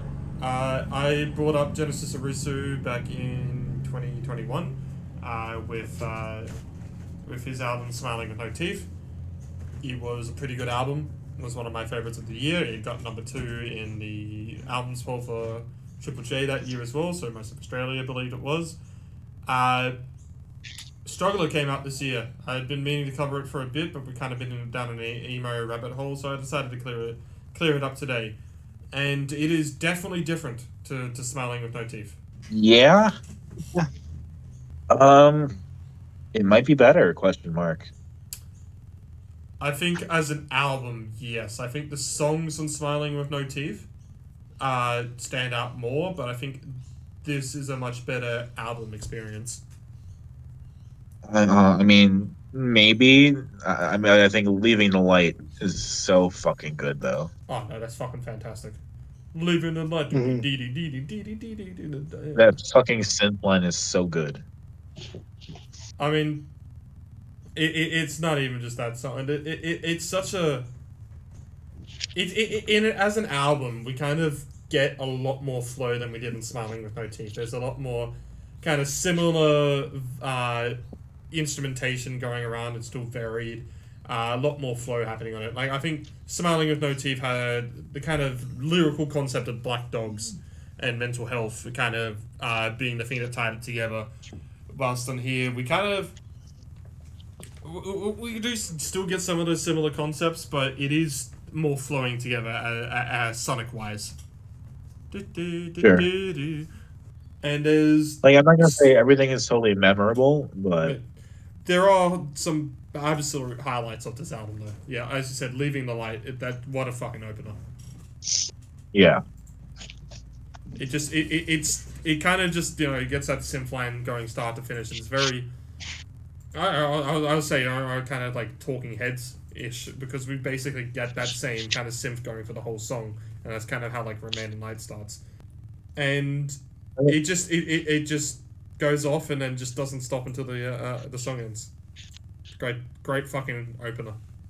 Yeah, and there are other songs I think that are impressive or interesting, like Tied Up or A Swamp or Balthazar. Like, that whole section is super... Balthazar. I mean, Tied Up is another big highlight in this as well. I believe it was one of the other singles. It's just got... I mean, the vocal range that Genesis can pull off is quite impressive, and the Tied Up is a song that really showcases that, and it's just pretty fucking catchy. I mean, that's a big theme going into the albums this week, is memorable moments, and I think this is an album where we go into that pop sound where it really just knows how to write a hook. It really knows how to make those memorable and catchy in-your-face moments. Genesis Owusu probably has to be one of the most interesting songwriters to be coming out of Australia at the moment. And talking about Kieran J. Callanan, right? Yes. The Black Dog Band. Kieran J. Callanan. I don't know if still does the production on this. I'll have to go check it, but it would definitely still be involved in the...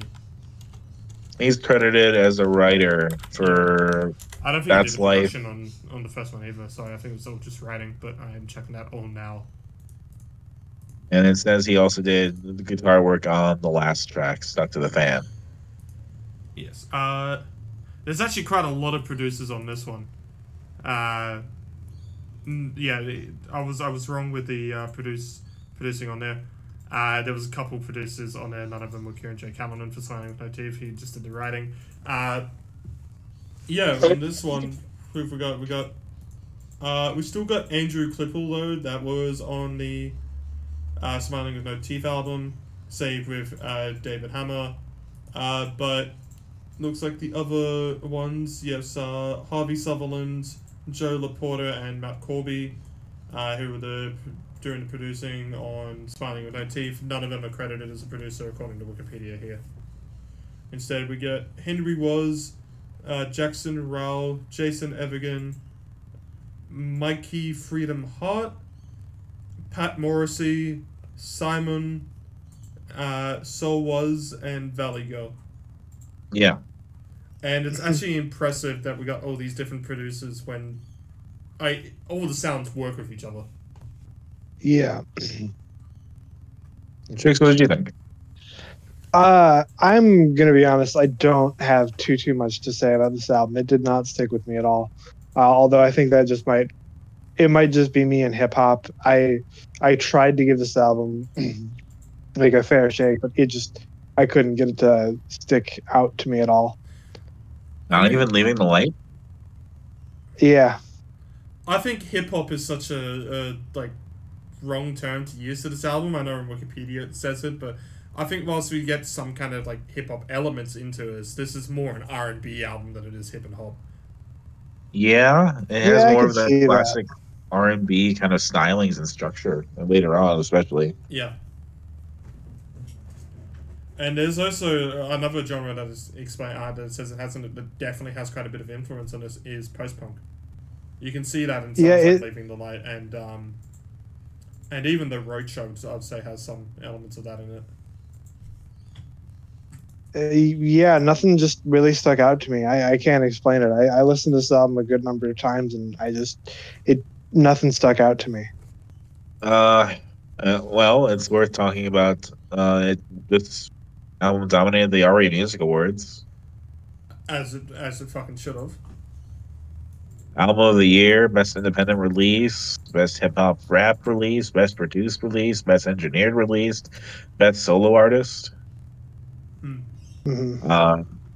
I think only difference is that Troye Sivan won Song of the Year.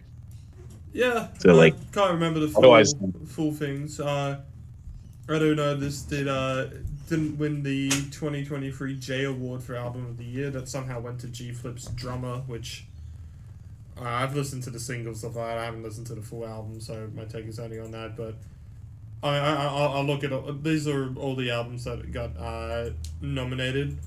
Troye Sivan, Something to Give Each Other, Teen Jesus and the Gene Teasers, I Love You, Polaris, Fatalism, Matt Corby's Everything's Fine, Last Things, Perfect World, Holy Holy, Cellophane, Greta Ray's Positive Spin, Genesis Owusu, Struggler, G-Flip Drummer, and Andrew McMahon's Light Dark Light Again. I've listened to a lot of those albums. Genesis Owusu, out of all that, clears.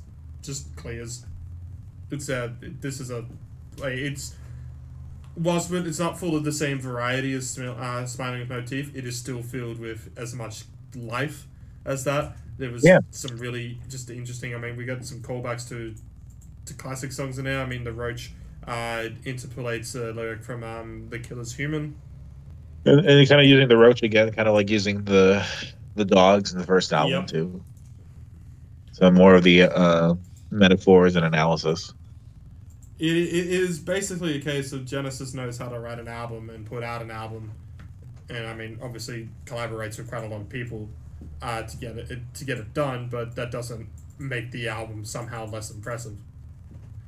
It is filled with just some really fantastic pop songs on here, some absolutely fucking catchy moments, a sound that I would kind of say doesn't really sound like much else that we're hearing in the R&B sphere as well. Or this kind of sound. I mean, it's not just R&B. There is elements of punk and stuff, I guess, that Genesis Owusu kind of brings in a bit. It is quite still a pretty distinct sound. I was kind of interested to not see the singles from 2022 get put onto this album, but kind of now having listened to it, I think Get Inspired would have been the only one that kind of would have fit, and it fits better as a single than it does on this album anyway. It's still good shit. Genesis Owusu is one of the best artists to be coming out of Australia at the moment. Yeah, he's quite impressive, and worth noting that this seems to be mostly produced in Los Angeles. It seems like the studios he was hitting up were where I am currently, interestingly enough. One studio is called Chumba Meadows, interestingly enough, too. Also some stuff in Brooklyn. So New York, Los Angeles, very coast to coast. I mean, it feels weird that we're not probably talking about this as much as everything else, but it's the curse of being last, I guess. It's just good. I can't really tell you much more than that. There are defo songs in this to expect to see in my top 100. That's as much as I can say. The album, I'm not quite sure if it's my favorite of the week yet, but it's in contention. I'm still kind of deciding it. Leaving the Light will be on my end of year list 100%. This is probably going to land somewhere on my list, I imagine. It's just really good, isn't it? Fucking hell. It is one of the most impressive opening tracks I've heard in a while. Like one of the it immediately was grabbed. There I was packing my suitcase and getting ready to go, and it just said do do do do do do do do do do Leave it do. alone.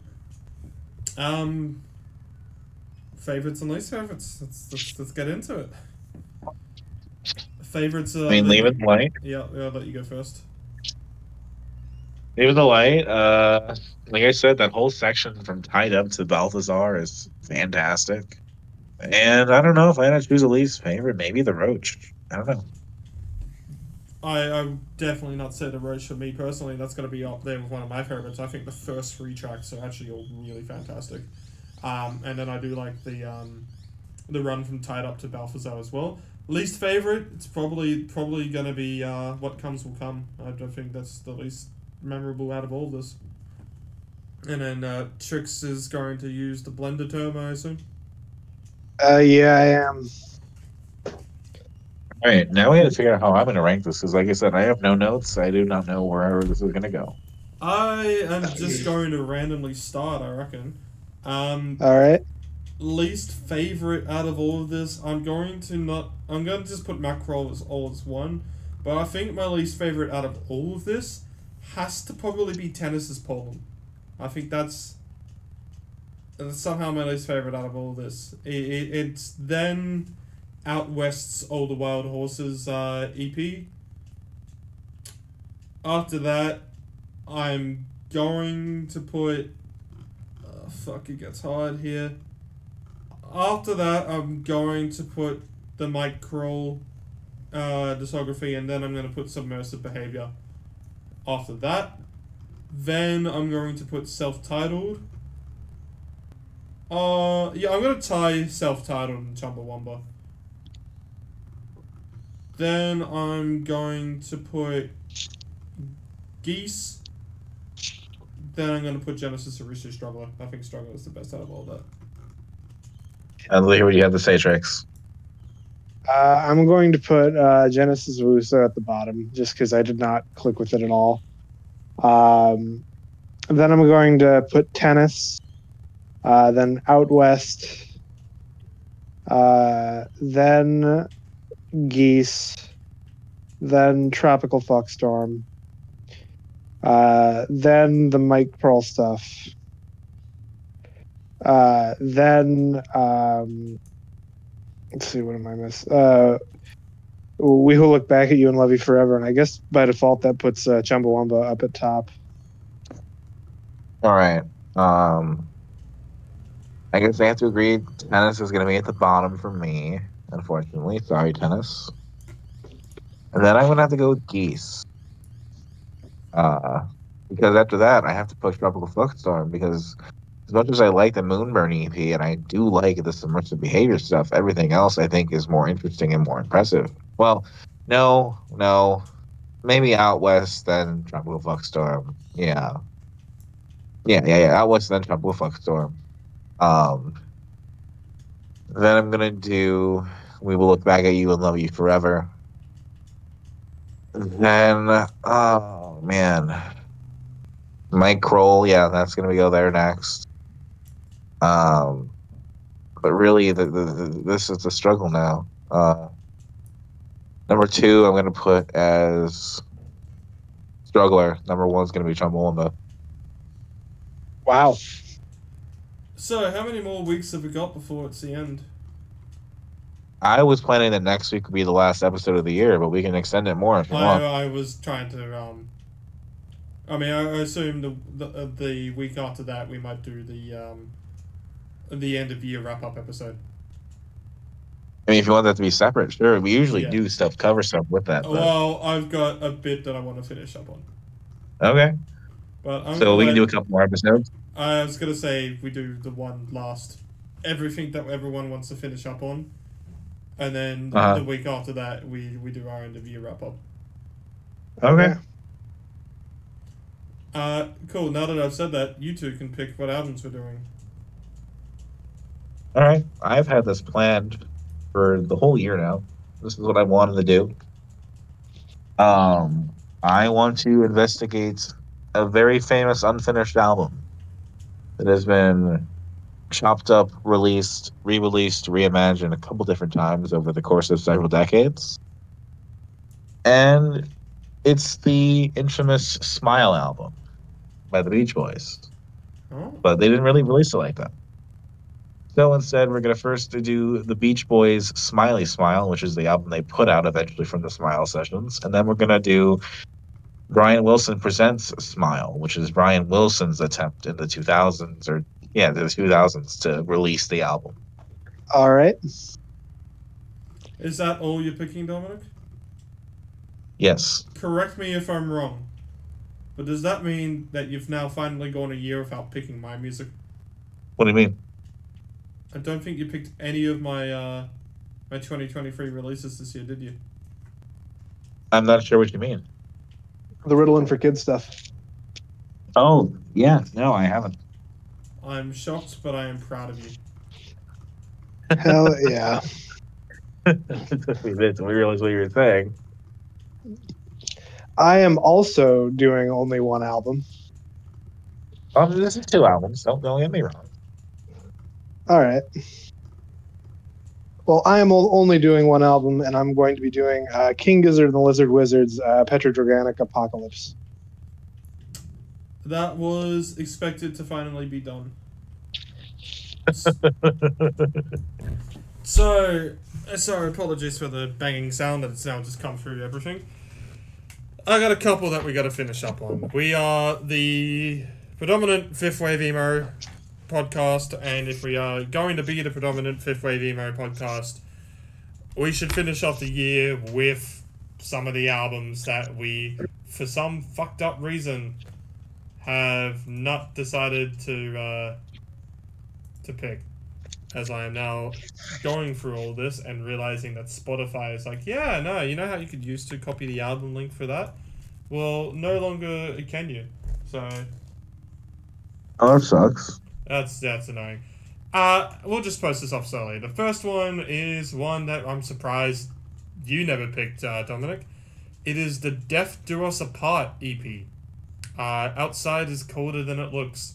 This was originally a collaboration with Stomach Book.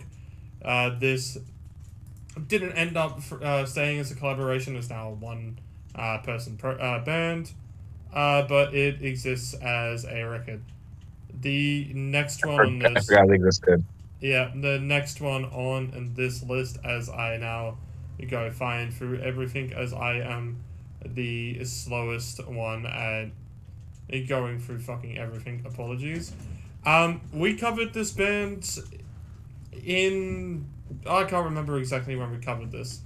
But they finally put out the second album this year. It has definitely been a bit of a talk of the town for... I guess just fifth wave emo in general. I'm bored of figuring out all these long things to delay everything by. It's the Awake But Still in Bed album, Chaos Takes the Wheel, and I Am a Passenger. And I'm now going to finish this off with one that isn't a fifth wave emo, but it is by an artist that has been considered by Tilly from Homer's Ware to be quite an aspiring artist of the past couple years. And she put out an album this year as well. It is the new Underscores album, Wall Socket. All right. After that, that's us going through every album that we're going to cover in 2023. Hold on, let me finish writing this all down. I'm doing it on my phone. I've posted the Spotify links in our chat anyway for the last three. All right. Meantime, I have been Trix. You can catch me on Twitter and various other platforms. I'm gonna just go through all the stuff that we're covering to make sure that I'm correct. We are covering the Beach Boys Smile, but also the Smiley Smile things. Dominic will post them both. We're covering King Gizzard's Petrodraganic. We are covering Underscores Wall Socket. We are covering Death Do Us Apart, Outside is Colder Than It Looks, and Awake But Still in Bed's Chaos Takes the Wheel, and I Am a Passenger. To correct you a little bit, unfortunately, sorry. It's the Beach Boys album Smiley Smile, which is the album they released, and then Thank you. Brian Wilson presents Smile, which was his solo attempt to do it. So, one's by Beach Boys, one's by Brian Wilson. Yep. And with that, I have been Ritalin. You can catch me on our website, Ritalin for Kids on GitHub.io. I also have a YouTube channel that's in the description below. And I'm Dominic. You can catch me online at DACICHOCKI on Twitter, Dominic Chigogi on YouTube. I'm on the Games My Mom Found podcast sometimes. By the time you hear this, we'll probably be close to recording our Kingdom Hearts Birth by Sleep episode. If you hear about this after that episode goes up, check that one out. I'm sure it'll be interesting. I've been Trix. Oh, sorry, Trix. I didn't realize you got to do it again. I was just gonna make a joke that it's 3 in the morning. I'm gonna fall the fuck asleep. Have a good week, everyone. Bye. Bye.